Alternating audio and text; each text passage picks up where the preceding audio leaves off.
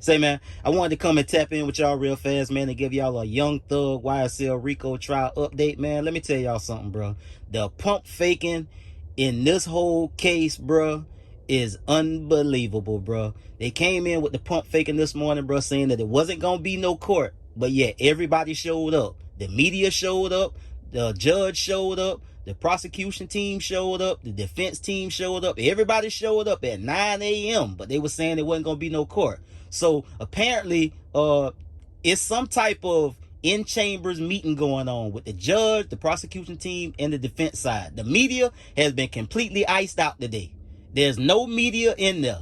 They in a separate part of the courtroom or in a separate room, and they don't know what's being talked about and discussed. Now, Friday, they was talking about Fonnie Willis has stepped in, and apparently she's trying to, get these folks to sign some paperwork. She got some plea deals that she she trying to negotiate with the defense side to try to remedy the situation of all the sloppiness of the case and try to avoid a mistrial. But Brian Steele ain't going for it, bro. Brian Steele is not going for no type of paperwork being signed that's going to result in Young Thug continuing to sit behind bars, bro. You dig what I'm saying? And how did we get here?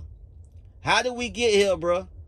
I'm about to show y'all how we get here, starting with Judge Glanville and the sloppiness of this case ever since the beginning, and under a new judge, it's continued on the prosecution side, bro, with the sloppiness and the unethical actions that they trying to use to manipulate the system and pimp the game, bro, and get evidence out in the air, in the courtroom. For they getting stuff, evidence out in the courtroom for the jury to hear things that they not supposed to be hearing, bro.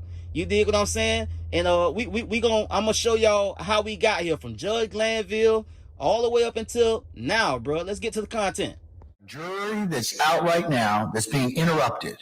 And Mr. Williams, you should have made your motion or should have told me about that an hour ago or when you found out about it.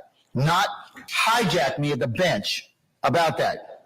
You did what you had to do, but I'm not happy about that. I'm not happy about any of this because this is stuff we could take care of before our jury comes in. And that makes you all lessen your ability as advocates and lessen our ability for this jury to go ahead and get this case seamlessly. This is what I told you all was going to happen. So have you given them everything you're going to show them during opening statement? Your Honor, I haven't given them all of the word slides. I did give to them what Mr. Williams objected to. I had given that to them previously. I will give them or share with them the things that have been added as of this evening. And can you do that over the next 5 minutes? I sure can. Deputy Ingram, can you find out if our jurors are ready? Are they ready? Are they still using the restroom? I'll send that to them right now as we're waiting. Prosecution in Georgia history. So what happened yesterday? Well, just catch people up. Y'all know we're on this second judge, and there's been a lot of fighting over what evidence was going to come in and what evidence was going to be restricted or excluded.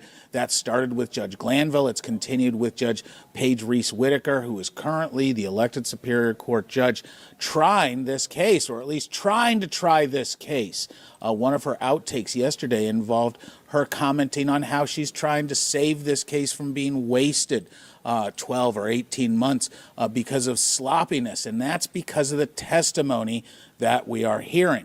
Previously, we have had multiple instances where witnesses, almost exclusively state witnesses, have testified to information that they should have been told by the DA's office they were not supposed to get into. That's part of basic witness preparation. There are going to be issues that are excluded by the judge or prevented by the rules of criminal litigation from being introduced in front of a jury, with the remedy being, if those rules are broken, that something has to happen with the case, including dismissals. When there is an issue like we saw yesterday of a witness testifying to something that shouldn't be out in the wild, the judge kicks everybody out of the court and talks with the lawyers, and they figure out what they're going to do next. Yesterday, we saw an extensive interchange between Judge Paige Whitaker, the state, and the defense over this unexpected, unsolicited slip-up by a state witness but it still had the effect of wrongfully providing information of bad character in an incorrect and unconstitutional and wrongful manner to the jury. The defense immediately moved for mistrials, and during that discussion, it became very clear Judge Paige Whitaker would not grant at that moment a mistrial with prejudice. And with prejudice means that the state can't come back and retry the case. It's dismissed. The state doesn't get another bite at the apple. Or what she really looked to be leaning in on was the possibility of a mistrial without prejudice. That could and would preserve District Attorney Fani Willis's ability to bring back charges against. So yeah, man, on Friday, they had protests and all going on, man. You know, you got folks out there talking about, they trying to use lyrics to prosecute Young Thug. You know, you had some of the folks out there was saying that, they violating his constitutional rights. Everything that's going on with the case, it just looked bogus, bro. Everything about this case just do not smell right, and it just looked bogus, bro. Like, how many bites at the apple are they gonna get? You dig what I'm saying? And in that first clip, bro, that was Judge Glanville. That was the black judge that was overseeing the case in the beginning when it first started, bro. And you hear him going in on Attorney Love for the prosecution side about withholding evidence. In discovery, the prosecutors got to give the defense what they gonna use in court. The defense have to give the prosecution what they gonna use in court. And the defense gave the prosecution everything that they was gonna use in court. And then Love and her people, they withheld evidence. And then Judge Glanville getting on to her, telling her, like, I told you to give the defense side everything you was gonna use a week ago.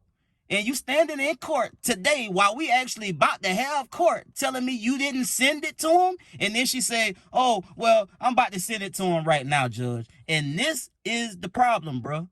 This is the problem, bro. And then you got Judge Paige Whitaker.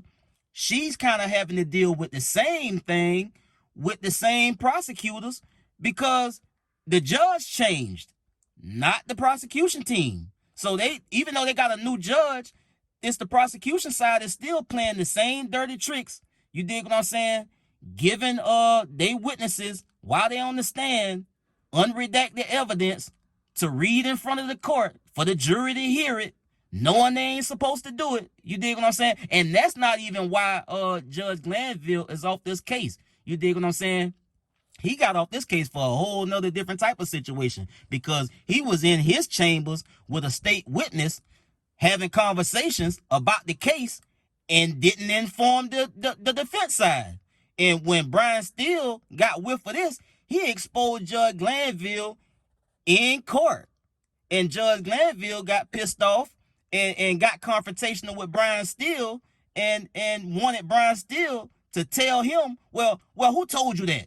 You're going to tell me right now, I'm going to hold you in contempt. That's when Brian Steele, when they were pump faking like they were going to lock Brian Steele up and all of that. That's when all of that went left. And he got tossed behind that whole debacle. You dig what I'm saying? Because ain't no way, bro, you can be fair when you sitting in your chamber having a conversation with a state witness about what? It had to be something that was unethical or something that wasn't supposed to be happening because you didn't tell the defense side. So Judge Glanville got tossed for that. Now we got Judge Paige Whitaker dealing with the same foolishness out of the prosecution team for just trying to win this case by any means necessary, bro. And I do think that they violating Thug constitutional rights, bro, because you got to declare a mistrial, even if you declare it a mistrial with prejudice. You dig what I'm saying? You got to, because look at what's going on, bro. Like, really, like, for real, bro. If this was anybody else, bro, this case would have been dismissed, bro. It wouldn't have been no, oh, y'all get to try it again. No, bro. So Judge Paige Whitaker got a lot of pressure on her to make the right decision here, bro. Not because of protest or not because of anything else. It's because the case is bogus, bro. And the prosecution team is trying to make it up as they go. And that's just what it looked like. That's the product that we seeing in court. They making it up as they go, bro, because they done made I don't know how many mistakes, bro.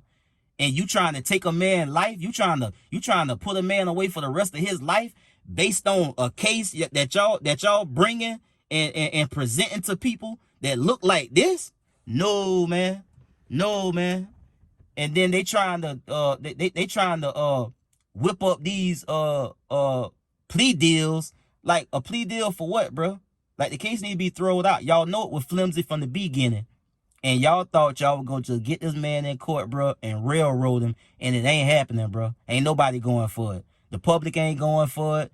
Nobody that's been paying attention going for it. And Brian still damn sure ain't going for it. He ain't going for nothing that look like Young Thug continuing to be locked up on in this bogus case, bro. So it is what it is, bro. You dig what I'm saying? So she got a choice to make. I mean, and her reputation on the line.